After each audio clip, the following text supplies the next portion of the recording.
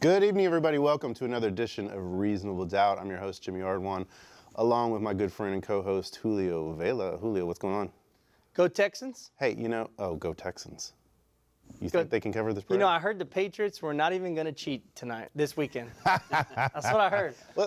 Let's get our guests in on this because I know they're both football fans as well. Tonight, ladies and gentlemen, joining us, we're bringing back our old co-host here, Damon Parrish. Damon, welcome back to the program. Go Texans. Go Texans. The Patriots will definitely cheat. They're definitely going to cheat. Yeah, hey, Tom Brady. A cheater's got to You cheat. suck. They will cheat. And our other guest this evening, Wade Smith. Wade, he of the vest. You wore the vest. Hey, gonna be on TV, why not? It's Wade. Are you guys planning on putting a wager on the game this weekend? Absolutely, but I have 3 kids, and so I can't bet much. You're gonna, I mean, They have all my money. yeah. So I don't know what I can bet. I will wear a funny coat if the Texans lose. Well, we're on sports a little bit before we get to the main issue, and everybody will be here for the next hour talking criminal justice issues. But while I got my panel of sports guys here, Julio and I are both graduates of the University of Texas, and Nice. it's a little off subject. Really unfortunate thing. Well, it's unfortunate if you've been having to watch the football team the last 3 years. But I do want to know, because over the weekend, or this week, they hired a quality control coach who was from Baylor's staff and was a adamant supporter of What is a Art quality Briles. control coach? Just a lower level assistant. What do they do? I think they just ensure that everything operates smoothly. I think it's basically when you're as big as the University of Texas, you can fill positions with quality control coaches. Well, from the University, you got to make sure that none of our guys are running guns or getting caught with dope or. So are we talking about stuff. a professional babysitter? Is that what we're talking about? Yeah, I think so. College level babysitter for UT guys? Pretty much. Close. Okay. But anyway, sure we're clear. they hired a quality control coach who was from Baylor and sent out some tweets in support of Art Briles, and then once he got hired at UT, he started scrubbing his Twitter site. Because he's from Baylor. Yeah. And they were raping women. Exactly. And he's in charge of quality control from UT. I know. Wow. See how it works? That's the fox guarding the hen house right there, man. No, you know what it is? It's the quality control, garden quality control. Is that what it I think is? it's a smart move. Smart move. Now, make sure it's clear. I don't know. It's a didn't bad go to- look, I think. It's kind of like the police policing the police. That's what it is. It is. I didn't go to UT, but I'm from Austin, Texas, so I love UT. But that's a bad move. It's a bad look. Also, I think it's dumb having a quality control coach. If I went to UT, I'd be pissed off that any of my student loan money goes to that. Check this out, dude. He pays for their meals and everything. I've recently just finished with the client. It'll be unnamed, and it wasn't even recent. I had to deal with the quality control individual, and man, they're good. They get all the transcripts. They get all the. So we came to my office. We set a plan. Okay, you want the case dismissed? I can't guarantee that, but we're gonna need A, B, C, D, E, and F, and maybe even G. And then, like 2 weeks later, man, it came A, B, C, D, E, F, G, H, I, J, all together, all good, and we got his case just gone. His case just disappeared. Well, that's because you're Quality rich. control You're work. one of those lawyers. I mean, it's because you're one of those guys that get stuff dismissed. Hey, man, That has nothing to do with it. I mean, I that's got just 3 you. kids, man. I JB. got 3 kids, In man. fact, didn't you just win a trial yesterday? I did. You did win a trial. You're big. Then Congratulations. Officer comes up in the parking lot and sees this woman just getting uppercuts, and I told the officer, "You didn't see that? No, you didn't. No, you didn't." He said, "Yes, I did." I said, "No, you didn't." He said, "Yes, I did." I said, "No, you didn't." He said, "Okay, I didn't see that." You got me. You got him. Quality control at its best. Well, congrats to Julio on his win this week. We'll be opening the phone lines, ladies and gentlemen, about 8:30. 713-807-1794 is the number. We also have Twitter up at HCCLA_TV. And it is January 12th, guys, and it is 82 degrees in the city of Houston. But where I think it's really getting warm is over at 1201 Franklin, because this week, Kim Ogg hired former district judge David Mendoza It's a great move. to come in and be the head of, and I want to get this, It's integrity. Office of Public Integrity. He's the quality Professional control. Integrity. He's the quality control. He for is the DA's quality office. control. He's the That's quality exactly control. why I let in with You guys see quality how we control. tie that in together? Yeah, that's good. All of our viewers were wondering, why is he talking about this quality control coach? See, Right. Jimmy set it up. There it is. Out the park. We knock it out of the park. But it's an interesting move. It is a new position within the DA's office. And No, it's not. it's not. It's not. They've had a public integrity Public, division. but this is That's professional a integrity. Oh, different. professional. I'm sorry. This is I- ethics. Different. Judge Okay. Mendoza is for the Yeah, DAs. this is basically, I you talked got about the police policing the Right, police. right. This is essentially what this is. He's coming in to head up ethics and training within the DA's office. And I can think, frankly, of no better candidate Yeah, it's a great look. than, no. than Judge Mendoza to come in fantastic. and do this. I mean, Judge Mendoza, when he was on the bench, was known for ethical behavior, for being fair. I mean, he really wasn't a good defense attorney friend. He wasn't a good state friend. And that's the best you can have in the criminal courthouse. He was fair. He was an umpire. He was an umpire. He calls it balls and strikes. You can go to him, and sometimes your clients might win, sometimes they might lose. But you always walked out feeling respected, and also felt like you got the right deal. I think that's a great look. So many times in a criminal context, the first question we ask is what court you land in. Right.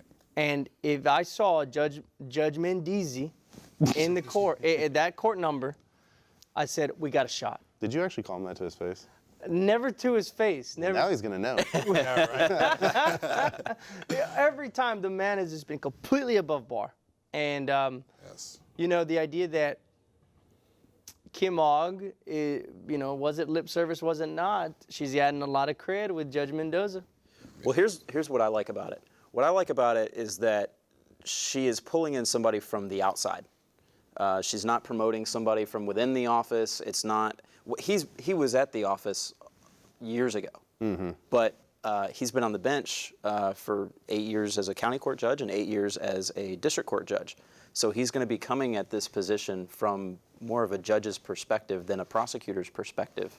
And as y'all have talked about, he above bar calls the balls and strikes, and is going to follow the law on it. And that's what he's going to. I think that's what he's going to bring to the table when he's training these prosecutors on Brady and discovery and the Michael Morton Act and all those things. And hopefully, it's going to lead to some good changes. Let me ask you this, Damon. Do you think that this is a play on Ogg's play to try to gain credibility within that office on having him, or do you think it was just something that she just thought would be a good fit, or what do you think on that? You know, that's a good point. I don't think Kim Og at this point is playing for credibility to her office because she fired half the staff. So she's going to get credibility when she hires new people. You know, when you are a general in a coup d'etat, you take over another territory, you get rid of people who A, won't be loyal to you, or B, are flat out bad at their jobs, right? And so what we saw her do was get rid of bad people. And maybe some that won't be loyal to her. And now she's bringing in her own new people. So she doesn't need Mendoza for credibility. What I think that was just an amazing move, not just lip service. I think it was an amazing move to actually make the office ethical. And like Wade said, to actually have Brady and clear-cut lines on what Brady is and what Discovery is, and not the Kelly Siegler brand of Brady, which is, if I don't believe it, it's not true, but actually Brady. Right? Actually, disclosure of notices. I think more than just lip service to the office and to the community that I will be ethical. Here's a person who, Judge Mendoza, will be ethical. And more than that, hopefully what she has done is given him the teeth to enforce an ethics policy, to where it's not just like lip service, take these CLEs and go about your business, but take this CLE, go to my training, and if you don't do it, here's your punishment. Well, it's interesting because on the federal side, in the Department of Justice, they have what's the Office of Professional Responsibility, OPR. And if you have a problem with what a prosecutor does, you can file a formal complaint with that office, and the Office of OPR does an investigation and does everything. So I wonder if this will work similar to that, in that, I don't know. I mean, I think this is one of the things we need to ask and find out, and perhaps you know, the leadership of HCCLA and other criminal defense lawyers can certainly find out. But it would be interesting to me to find out if we have an issue, if there becomes, say, a Brady issue or just any kind of discovery issue in general. For instance, you know, this issue with the protective order that's going on 3914 on the discovery orders. I'm dealing with one of those right now. Yeah, I saw your email the other day about it. But the question I have is, if you have complaints about those sorts of things, do you file a complaint with Judge Mendoza? Do you take it to him now? I mean, it seems to me that instead of filing a motion with the court, your best bet might be go to Judge Mendoza. And I say do them both. And that's the brilliance of this situation. Even if that wasn't what Kim Mogg intended, for sure, like you just said, Jimmy, if I have an issue with what I view to be an ethical issue with a prosecutor, well, absolutely. I spent the last 8 years going to Judge Mendoza when I had an issue in his court. And I would approach him, and I got a fair ruling. I would definitely do it now. So I think, Jimmy, whether or not that's by design on Kim Mogg or just by how we will do it de facto or de jure, from now on, if there is an ethical issue with a prosecutor, once Judge Mendoza gets in and gets situated, he will be my first point of contact. Yeah, for sure. Wade, you were going to say something? Well, on this point, I think it's important to let our viewers know that Brady commands that they turn over all the exculpatory evidence and things of that nature, but it's important to note, while we're on this topic of ethics, that in Texas, the ethical rules that apply to prosecutors, there are numerous state bar opinions on this, or several. The ethical rules are broader than Brady, and it actually commands more of prosecutors in Texas than the Brady case does. That's true. Which is why this is a really important position, and why we should be going to him, I think, maybe. I don't know, depending on what this position is going to entail and what our access to him is going to be like as defense attorney. I mean, I don't see the problem with if you think you have an issue with a prosecutor, someone who is, well, I mean, and look, even going so far as we've seen instances where sometimes prosecutors make inappropriate comments. On, inappropriate comments to jurors, or just generally being unprofessional. Just generally being unprofessional. Tiffany Johnson. Yes. Yes. Feel free to name names. I named Tiffany Johnson. Yeah, but there's probably more. Yeah, there's probably more. But the reality is, I think that you are well within your right, and I think it would be incumbent upon us to write letters to Judge Mendoza and notify him, because that's, I mean, if of course, by letters you mean emails, because this is 2017 and not 1907 or 1917. Well, true, but you could do it in the form of, you could type a letter PDF and then attach it to but you mean emails, right? I mean, we're going to go to. Well, we could be a scribe. We are scribes. Scribe. We're scribes, that's true. I apologize. I will say. No worries. I mean, we are in the technology age. Pull up my was that a pen and a quill, or ink and quill, and dear sir. Pull out my Apple Pen. I will say, though, if we think for 1 second, or if anyone thinks for 1 second that Judge Mendoza is going to be pushed around or compromise his own ethics on any personal politics in that office, not a chance. And so I think if we can have some sort of direct appeal to him or reach out to him directly, which I know he has rapport with so many of defense lawyers and prosecutors, that he will always come to the just and right decision, at least in the realm of ethics. And the same thing with people like, in my opinion, Robert Pelton. Today, we had a board meeting, and he stood up and said some things that, you know what's right is right, and that's just it. And when you're right, it doesn't matter how much they come at you. Right always prevails. Yeah, I wonder what this is. They're gonna get criticism for doing this. That it looks like they're trying to cozy up the defense bar. I mean, there's the criticism already. District court judge. Ha. Yeah, I know. I agree. I wish we had that. But there are going to be. I'm sure there will be some criticism out there. I mean, I don't know how there would be criticism of Judge Mendoza, but assuredly there will be some. My question to you is, do you think we will see kind of there's always been this notion of we need to bring professionalism back into the practice of law, period, end of story, all across the board. And there's been an argument that, well, the criminal bar is a lot more professional than the civil bar or the family bar. And, maybe to some degree, but I still think that overall, there has just been, over the last decade or so, maybe even longer, the professionalism between working lawyers seems to have really gone downhill, and then including the criminal courthouse. Do you think we will see Judge Mendoza be able to encourage prosecutors to at least, hey, look, we're going to set a baseline here for our conduct in court on how we're going to do things. I mean, do you think that is something that is going to come out of this? Possibly. And what I think that would come really is from Kim Ogg. When she released those prosecutors, most of those that she released were people who had issues like you just talked about, either bad rapport, ethical issues, or that kind of situation. And so I think what Kim is going to do is establish a different type of DA's office. And I think Judge Mendoza would be her enforcer and her ethical enforcer. And if there's any blowback, like you mentioned before, that it would seem to me it would come from inside the DA's office. But once they realize what they have there, they're going to love it. Yeah. Not just the teacher and Judge Mendoza, but the fact is the defense bar is, just like Wade has pointed out, we are more acutely aware of ethical issues, and we are more desiring to file grievances against people for those issues. Right? And so whereupon years ago, it just would have been like, that's just how it is. Now it's like, no, let's grieve him. No, let's grieve him. Now we're outing prosecutors both publicly and in the state bar for their ethical issues. And what Judge Mendoza is now is an insulation.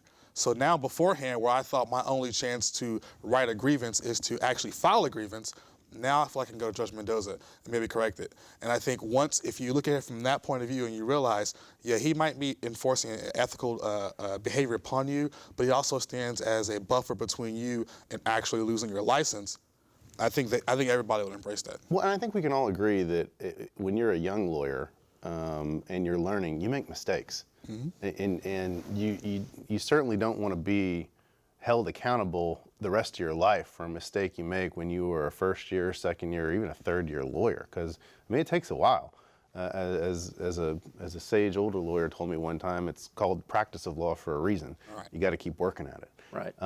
And so, you know, I would hope that there is the ability to allow prosecutors to make mistakes, but learn from them and embrace the mistake and say, all right, here's what you need to learn from that. And here's how it's, you know, it's the overused phrase and that we've come to learn, the teachable moment kind of thing. I hate that phrase, but because it's overused. We're at PSA right now. Right, exactly. The more you know. Right, but I mean, but it does seem like that by establishing this office within the DA's office, you do have that chance, right, so to speak. You have the chance to try and fail. Yeah. Now, I would agree with you to some extent. It all will depend upon what that correction looks like and who is making the mistakes. I do not expect a felony 2 or higher to make mistakes a misdemeanor 3 does. Correct. So if a felony 2 or higher is making these mistakes, then get rid of them. A misdemeanor 3 makes a mistake, they only deal with possession of marijuana and criminal trespass cases. So I mean, if they make a mistake, that's a little more fixable, right? Mm-hmm. Felony 2, you got ag robs, ag assaults. You have people who go to TDC for life. So hopefully, any mistakes made can be corrected at an early age in your professional career. Misdemeanor 3, maybe even misdemeanor 2.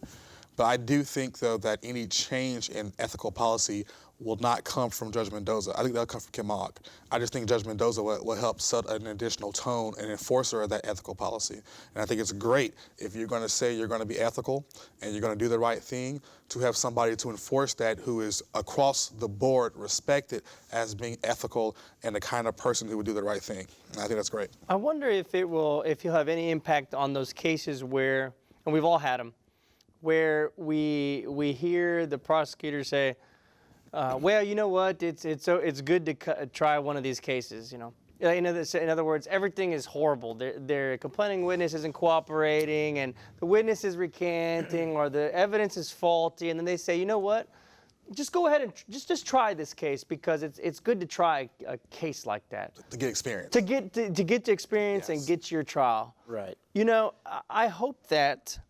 His duties that they may not be defined, or they may so be defined, but I hope they include a prosecutor going and saying, you know what, and feeling okay that they can say, you know what, this case is horrible. Let's do something alternative. Let's dump it. Let's work something out where it doesn't involve convictions. It doesn't involve suspensions. It involves community service, letters of apology, or not. But none of this. Let's just try the case because it's good for you to get to try a case like this, you know? And you know what helped influence that is a mindset change in the DA's office that says, we're not going to promote you based off your convictions. Right. We're not going to promote you based off your trial wins. We will promote you on a merit-based system, of course, because there has to be a merit-based system, but it will not be metrically based off convictions and trial wins. And if she makes that shift, then hopefully, then what you have there will happen. Because I've definitely tried cases and have won cases that should never have been tried. Right. And from the start to finish, I said that. I had a conversation with a prosecutor the other day, and we talked about a trial that happened a year or two ago, and basically it was expressed that he didn't really think it should be tried, but his chief said it needs to be tried. And, you know, when you're a baby 3 prosecutor, you kind of have to you answer to your chief.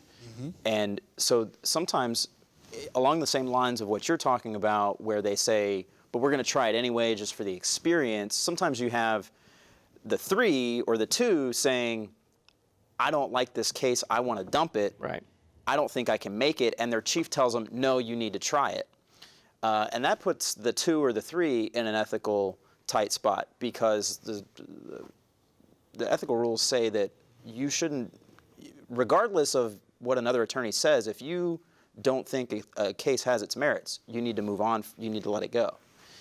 And hopefully, like you say, Mendoza, his position will be a place, his office will be a safe place for that 2 or 3 who feels like they're being put in that ethical conundrum, can go to him and say, I don't think I should be trying this case, I think it should be dismissed, but my chief is insisting that I try it. What should I do? Can we talk about this? And then maybe Mendoza brings everybody in and they have a meeting, and you know, it relieves the ethical issue from that number 3. Well, the idea is that the administration didn't invite the brass that fostered that culture back. Right. You know, and so maybe it's going to take a little bit of the. It's a nice way of putting it. It's going to take a little bit of coaxing for these individuals who have been with the prosecutor's office to say, you know what? No, if I don't think this case should be tried, it shouldn't be tried. And I don't know how many times I've had a personal conversation with the prosecutor, and they say, I don't want to try this case. This is complete crap. And I'm sitting there like, well, why are you trying this case? Because my chief says I need to. Because I have to. Well, then you're not being a lawyer, and you're exactly right. You very well might be committing some ethical violations and have yourself in front of the bar. Right. Right. Right. It's true. All right. Well, it was a good talk on ethics today. We got our CLE in. Hey, the more you know. I think we got our CLE on. And that's your teachable covered. moment. That's right. That's right. I want to move on to the cat litter story.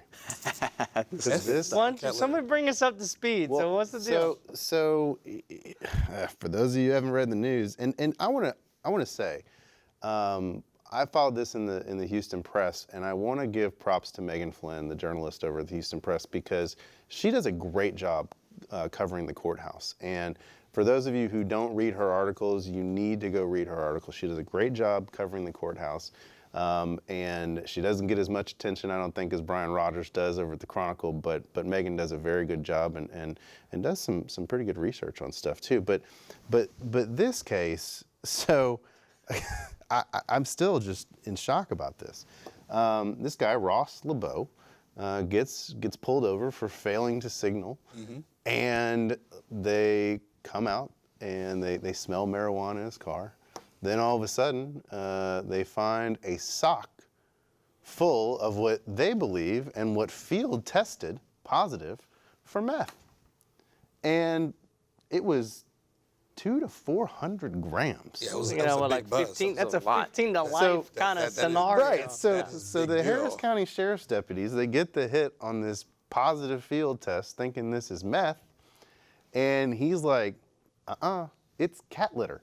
And they're like, whatever, dude, you're a kingpin, you're going to jail. The old cat litter They defense. take him down. Cat litter in a sock. We believe that. Yeah, cat litter in a sock, which I'll get to the funniest part of the whole thing in a moment, but So he goes, because none of this is really all that funny, but he goes down, he gets arrested. serious. He gets put on a $100,000 bond. Of course.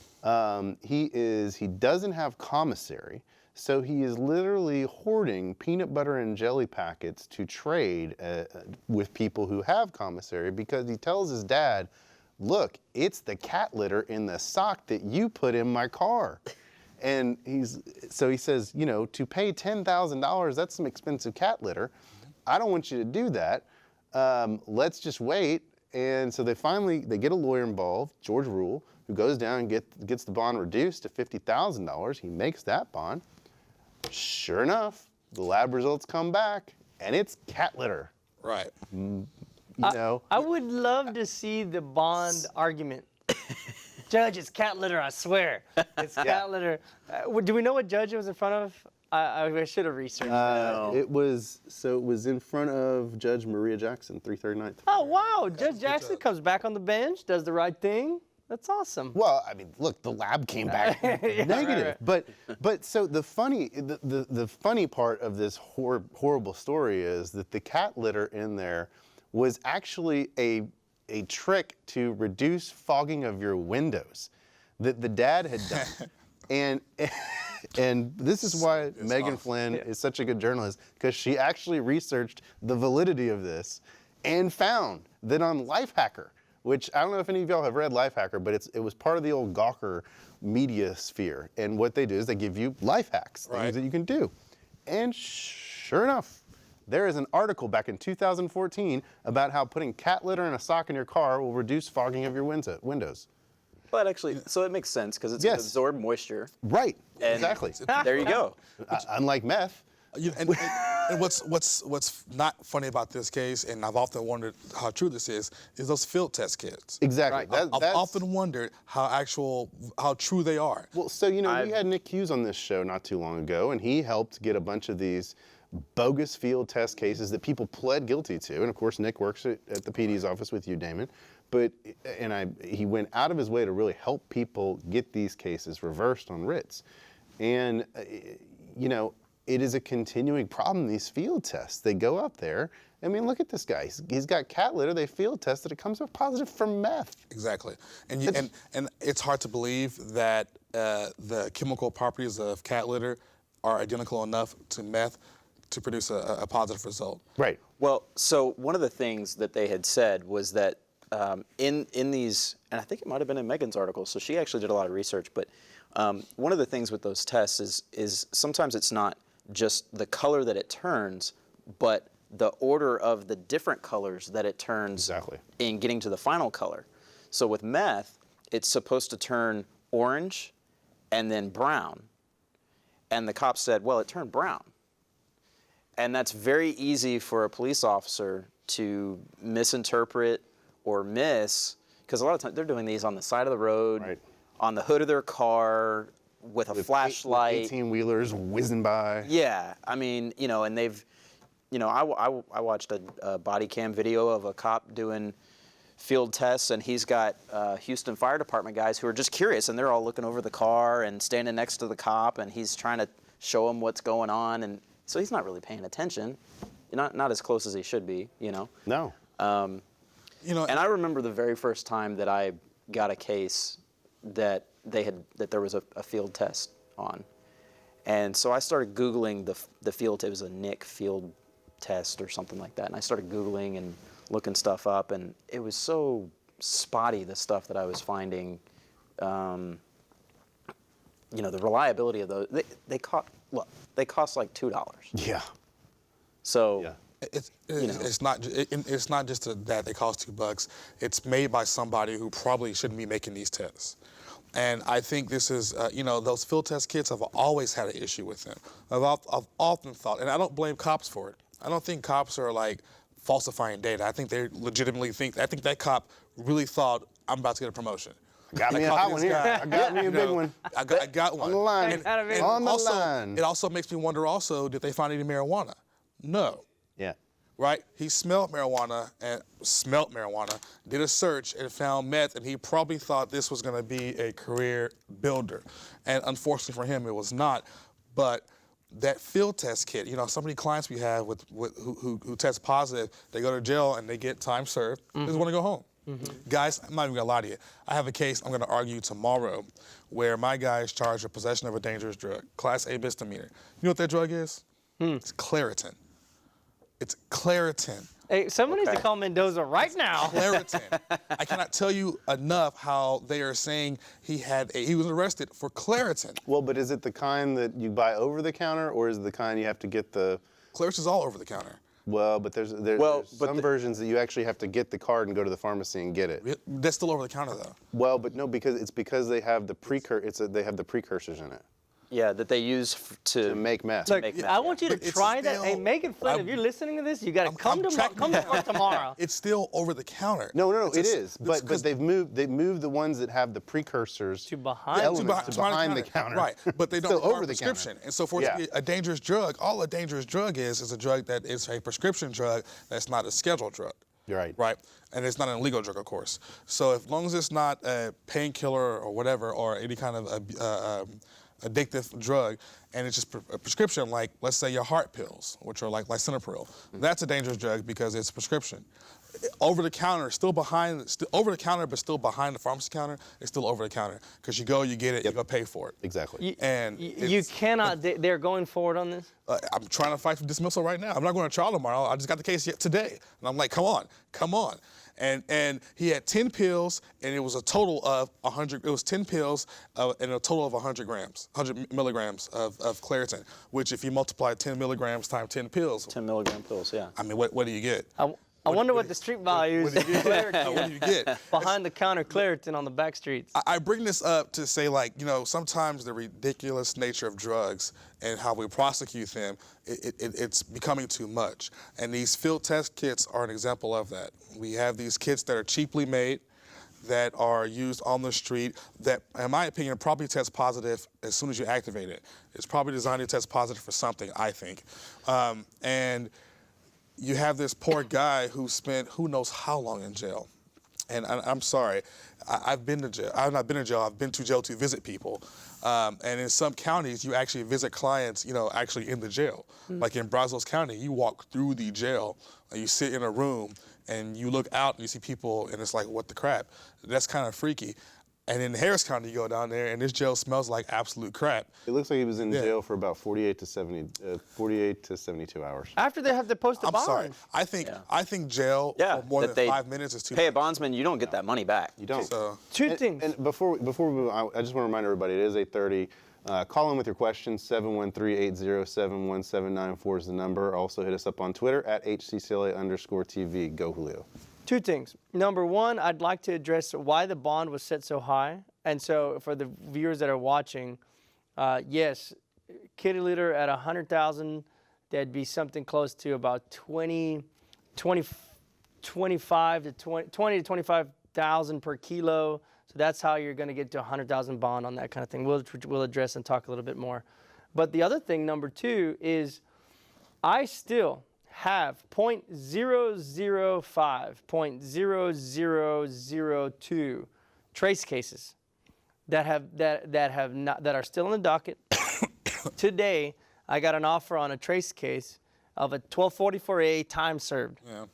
And my guy was all over, and I told him, no, absolutely don't do it, because first of all, do you realize 0.005 or 0.002 is if you get a sweet and low packet and you divide it 1,000 times, and that 1 of 1,000th is what they're saying that you had. And Kim Mogg's done a lot of things, but one thing she hasn't done that she was that was a big campaign push was to fix this whole trace case mess. That hasn't happened yet. I'd like to address it. It has. Has it? I mean, what's the deal? I don't know if official policy, but I have a trace case. I have a trace case that's been dismissed because it was an amount that wasn't a usable quantity, which is illegal. That's it's illegal. itself. It's not usable. It was just like pipe that was all burnt out. Yeah. So there's nothing in there but burn, ash. Well, I was in court. I guess it was yesterday or the day before, and I heard some prosecutors and some court staff talking about the trace cases and how they're having to dismiss all of them, but I don't know. Mine is not dismissed. I have 3. Apparently it's not happening, or maybe it is, but it's happening very slowly. I think it's very slow. Here's the real travesty of Mr. LeBeau's situation. He gets arrested, has to spend 2 to 3 days in jail, has to pay at least $5,000 to bond himself out. Don't know what his lawyer cost, but add in the attorney's fees. And he has no legal recourse for this. And the article makes clear also, you know, his family finds out about it. They were about to kick him out of the house. His job found out about it, and they start losing clients because of it. I mean, it's so this guy, he's lucky enough to keep his job, but he lost clients because of the deal. And there is no legal recourse. And a lot of people are sitting at home going, what the heck, man? This little $2 field test can cause probably, I'm guessing, at least, you know, I'd probably say at least $15,000 to $20,000. I'd say at least $15,000 in actual damages. Yep. Okay. Out of pocket damages to him, and he's going to have no recourse to get that money back for a bogus field test, because those officers and that test, they're operating under qualified immunity, and I just find that really, really bad. And what do you say to your clients who, after you get their case dismissed or not guilty, and they get expunged and you charge, you know, you pay for that, that you look back and realize, I personally do not have $5,000 cash to give to a lawyer right now. I just don't, or bond or whatever. And I feel sorry for him as well, for the idea that he's out that money and he will never get it back. And he hasn't really gained anything from it. No. It's not like an investment you tried and lost, like you gambled on something you tried to make more money and you failed. He literally did nothing. He was probably driving home from work, and then now he's out 20 grand and has nothing but a hole to show for it. And did what most of us do in failing to signal while changing lanes. Right. Which, you know? I bet you he did signal, to be honest. Right, yeah. I'm just going to let you know right now. I hate that offense, because every time I'm behind a police officer, they don't signal. Well, of course not. Of course Well, not. They never The do. cops. And the law enforcement agency paraded this kitty litter kingpin around. Oh yeah, they plastered his mugshot all over the place. His mugshot. They defamed him. They ruined this guy's life. But they didn't, because they got qualified immunity for it. So they didn't defame him. No, they did defame him. There's no way to what's the word? You can't recover You anything. can't recover. There's no active recovery from them. Yeah. Jimmy, so just to play devil's advocate a little bit here. Right. The police officers, it's kind of like what we said before. We can't really be mad at them. No. Because they did exactly what we expect police officers to do. They found what they thought were drugs, so they arrest the person who was in possession of it. Now, it turns out that it was kitty litter, and should cops be able to tell the difference between methamphetamine and kitty litter? Yeah, probably so. I don't know if they can. I mean, you know, But maybe not. Crystal Maybe not. line. You Like, never know. I'm not mad at the cop for well. Let me say this. I don't believe that there was a no signal, and so I think he was lying. I'm mad at that. But assuming that the guy didn't use a signal, and assuming his truck smelled like marijuana, then I'm not mad at the cop for the stop or the search. And seeing a sock full of kitty litter, which would throw me off. Like if I went to your house, Jimmy, and I was like, Jimmy has no cats, but he has a sock full of kitty litter, that for a second would make me pause, right? And so cop being suspicious and investigating, I have no problem with that as well. But there's certain things they do, like plastering the man's face all over the place, parading him around and ruining his life. Yeah. He was still innocent. Even if that bag of kitty litter was actually meth, he was still innocent until he was found guilty. Until he pled guilty and went to trial and was found guilty. But they do that in Montgomery County on almost every single DWI. I was just going to say, Montgomery that. County is probably the worst, because they have that, I forget what they call it. There's a website or something. And they just put everybody up. Basically, everybody that they arrest that night goes on this website with their mugshot. Yeah. Which is great shame politics. Yeah. no. It's great shame politics, and I don't like that. And so it's the marijuana, the smell of marijuana that got him in the trunk, or that got him into The car, yeah. Or marijuana that they did not find, or at least according to the article, they did not find. No, I don't see a there's no marijuana charge. There's no charge he for certainly marijuana. wasn't charged for it. No. You know what I mean? No, So I just kind of think like, okay, You know, we've all independently of each other have heard the same stories from different clients, how they were pulled over for some offense, and the cops said they smelled some drug or smelled marijuana. Right. And there was never, clients never smoked marijuana. There's no charge of marijuana. If you drug tested them, they would find no marijuana. Yet Right. for somehow, some way, this cop smelled marijuana on this day at this time. See, I think they should go back to the old school and do the whole. You know? Finger test, not a field test. Oh, that'd be great. That'd be great. All right, I want to move on a little bit here and go to an upcoming legislative debate over the recording of criminal interrogations. There's a bill currently out there that is being pushed by the Exoneration Review Commission. I think has made this recommendation. I think it's a state rep from Amarillo who has come up with a lot of these suggestions, and they're proposing now to have all interrogations recorded, all criminal interrogations recorded. There's been a debate at just about every level. The FBI has had this issue where should we video record all FBI interrogations or all witness interviews instead of doing what we normally do, which is have an agent sit there and take notes, and then we summarize those notes and put the summary in and then hand it over to the defense. You know, we give them our sanitized notes of what we then saw. Same thing was going on at the state level too, which is and let me say this, it's not going on in every case, because obviously you've seen 48 Hours, you've seen Dateline, where they do have them in, and they do have some interrogations that are videotaped. But it's a selective few interrogations which are recorded and actually put on video, or even put on just an audio tape. And what they're trying to do now in Austin is get through a bill that would make it mandatory for all interrogations to be recorded. I think this is a good thing. It's a great thing. How would it be wrong?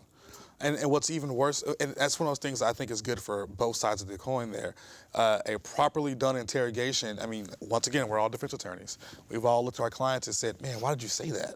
Like, why did you say that? If you didn't say that, they would have got you. You could have went home. But now that they have your confession on tape, hey, guess what? Mm-hmm. Let's talk about how we're going to work this case out. Yeah. Well, how are the cops going to lie now? Well, they'll figure out a way. Okay, so for the viewers though, so the Texas provision is 3822. And what it does, it allows written confessions to be used against an individual. So if you are being interrogated under a custodial interrogation, post-arrest, you've been Mirandized, in other words, you've been read your rights, and you write something down, that statement can be used against you. So anybody who's watching, if you're writing something down and you've been Mirandized, they can use it against you. However, 3822 provides for a provision where if you provide an oral confession, it's got to be recorded. It has to be recorded. Yeah. And so from what I understand, and so if it's not recorded, they can't use it. It's suppressed, right? It's fruited poisonous tree. They can't use it if it's not a valid recording. And so what I understand the proposal to be is now, guess what? For written statements as well, if you're going to write and confess, that how they got you to end up writing this statement would have to be recorded as well. Is that a correct understanding from what y'all's view is? I think so. But why not? Why we have the technology? Why would we not record all interrogations? Well, I mean, Because how are you going to get confession? Yeah. I mean, look, I think that there has been a push not to do it from the law enforcement perspective, because then, well, what are we going to do when we get to court? I mean, right. And then also, if it didn't go the way we wanted in the interview, how can we make it justified in court, right? Exactly. I mean, that, and like Wade said also with the interrogations, why not? Here's why not. I'll give you an example why. Okay. I have clients, and I know we've all had clients, I use that phrase a lot because we practice a lot, who have said, I sat through and was questioned by those cops for 5 or 6 hours. Like, I was questioned for a long time, but you get their statements only 3 minutes. Right. And then somehow the statement is very concise, like it's very accurate, like it's just start to finish, Yeah. it's just very boom, boom, detailed as to what you want. And you're like, man, you folded so fast. The guy said, what's your name? And you gave every element of the offense. What happened? And then you learn, well, prior to me giving this recorded statement, I was grilled for 6 hours.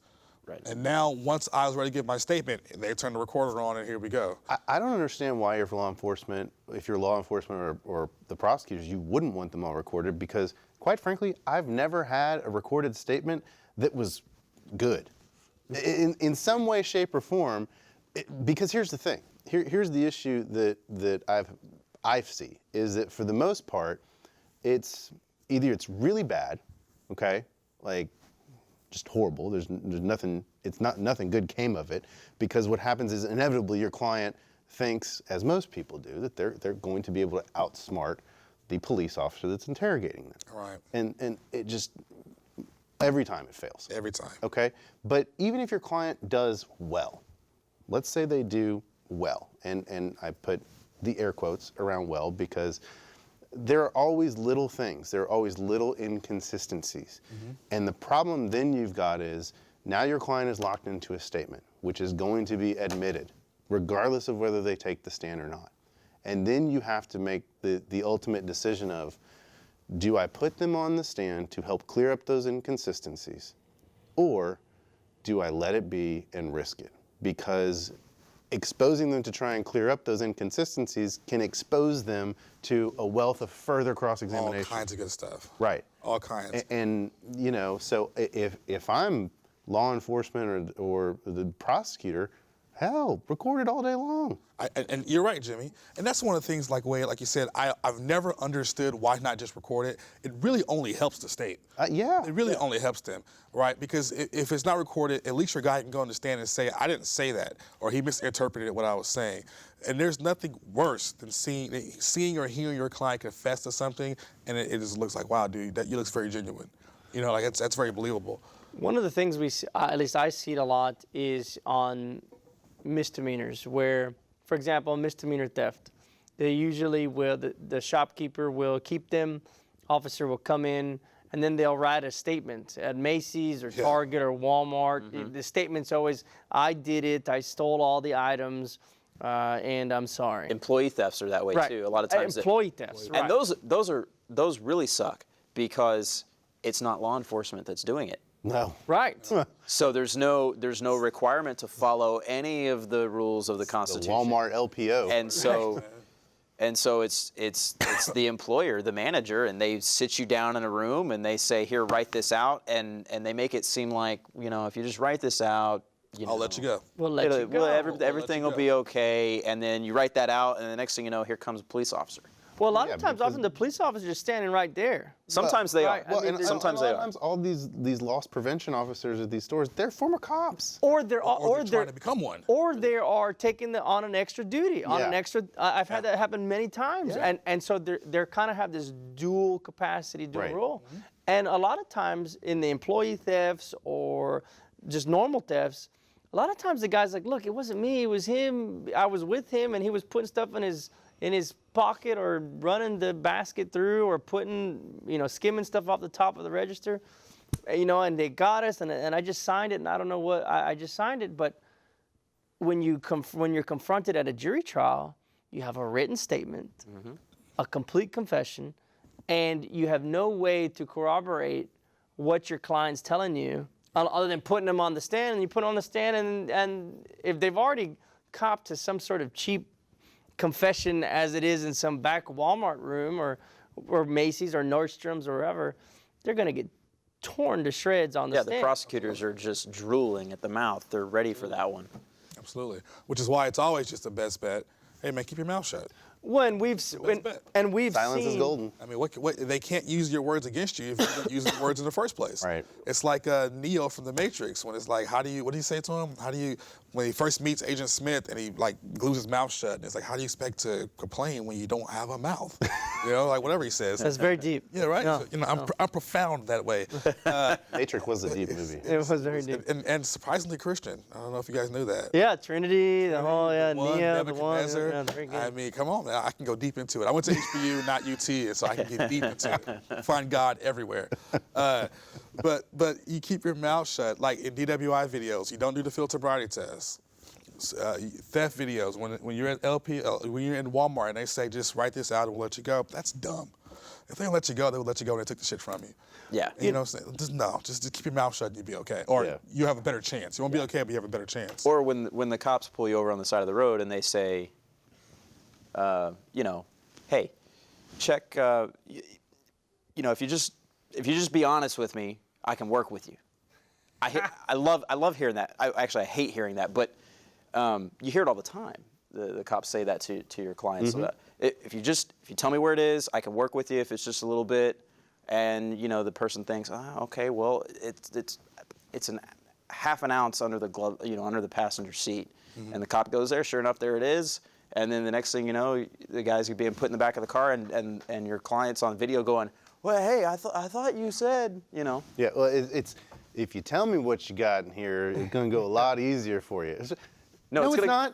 It's going to go a lot. No, it's going to go the exact same way. Here's what it does. It goes a lot easier for the police officer. Right. It makes his search easier. It makes his arrest easier. Yeah. Because by doing that, you tell him exactly where it is. Now he's got PC to search, and he can go all through. That's right. One of the other things that, while we're on that topic, there was talk about standardizing or making at least a threshold for proper witness identification procedures, standard operating procedures. That was also not, that was just left on the table. Yeah, I think that would be, that's something that needs to happen.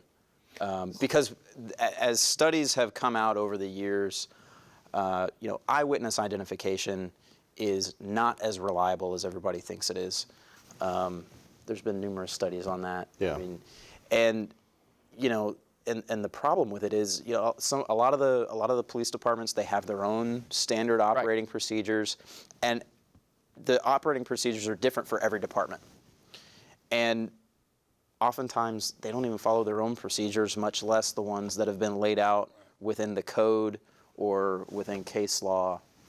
And it's a mess. It would be a lot easier if everybody had one standard to stick by. Well, and so what ends up happening is you have maybe law enforcement agency A showing lineups either in photo or in person, and using the identification of those lineups to send to the district attorneys to further prosecute the individual. However, those procedures that they used during that lineup, whether photo or in person, weren't even up to par for accepted standards in the scientific community for witness identifications.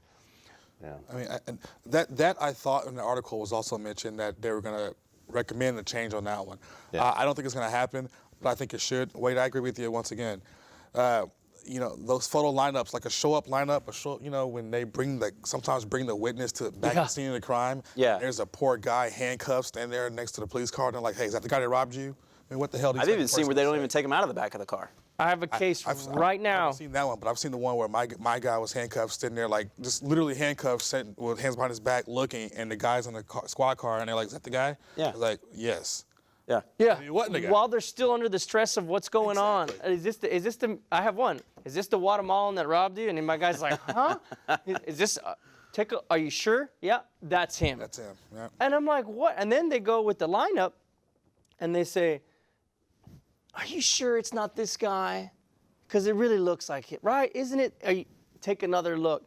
And these are classic examples where they're using suggestive practices on the photo lineups or in the show-ups. Well, show-ups they've been declared by the U.S. Supreme Court to be inherently suggestive when they bring you back to the scene. But they still can be used. But they can still be used.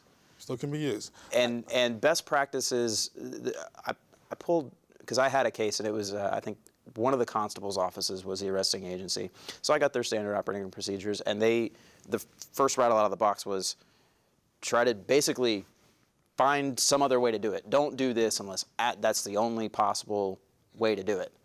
And sure enough, that's what they did for my guy. And they had all kinds of time. They had all kinds of, there were multiple officers. They could have done all kinds of things.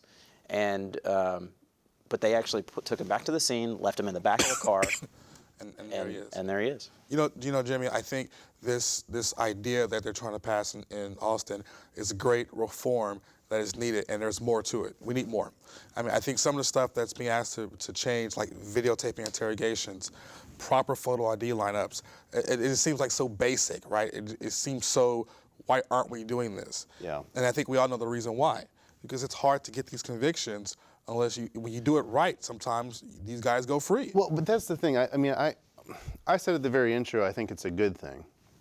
But as a defense lawyer, I don't know. I mean, I'm on the fence. I mean, I think it's a good thing because it may lead to the ability to not have wrongful convictions, okay? But it also, like I said, it has the potential to make it very difficult to defend cases too. I mean, you know, part of the beauty of the defense work sometimes is the whole beyond a reasonable doubt standard. And if the state doesn't have the ability to prove the case, well, you know, frankly, as technology improves and they're able to do these things, it makes our job a lot easier because a lot of those things you used to be able to poke holes into. Can't do it no more. Yeah. It's hard. It gets harder and harder to poke holes into the reliability of it. It's like the DWI cases nowadays. I mean, you got to really know your stuff to win a DWI case. Well, I've said that before on here with the blood test and everything. Yep. You know, it's if people inherently want to believe blood tests and over a machine. Or Jimmy, let me put it to you differently. Let me twist it around a little bit, devil's advocate. The science and proper techniques can make prosecuting easier. However, that's only if that science is valid. Incredible, It's yes. incredible. And I've been on the show with you, either as a guest or a host, I don't remember, where we talked about DNA. Oh, yeah. And how they're making up DNA now. Yep. And DNA was and is the gold standard of identifying somebody. However, you know, there is some faulty. It's got its problems. It's got some look, kicks in it. We've seen, and I don't want to get into all because we only have a minute left, but you know, with all the Russian hacking and everything, we see how easily stuff can be manipulated too. And so that's the concern that you have is yes, this technology gets better and, you know, facial recognition technology and all this stuff. But the other concern of that is, well, how much can it be manipulated? You know, it's so sophisticated. Especially when you have, like with the DWI cases. Exactly. Your analysts all work for the law enforcement agency. Right. Yeah. And they have the ability to put their subjective bias into it. You know, it's not as scientific as we think. Yeah. But to be, I guess in conclusion, Jimmy, I will say, I think when we can make a pure form of prosecuting, if we can see it and do it, yeah, my job is easier and more boring because I have no more creativity, but at least I can feel more comfortable with the people in prison and say they did it. Yep. And on that note, that's all the time we have for this week, ladies and gentlemen. We appreciate our guests, Damon Parrish, Wade Smith. Thank you both for coming on. We appreciate it. It's kind of a last-minute deal, so we put a great show together tonight. It's a really good show. I really liked it. It was fun. Really good. So enjoyed it. Go Texans. I'm not going to ask anybody for a prediction, but for Julio Vela, I'm Jimmy Ardwan. Good night, ladies and gentlemen. See you next week.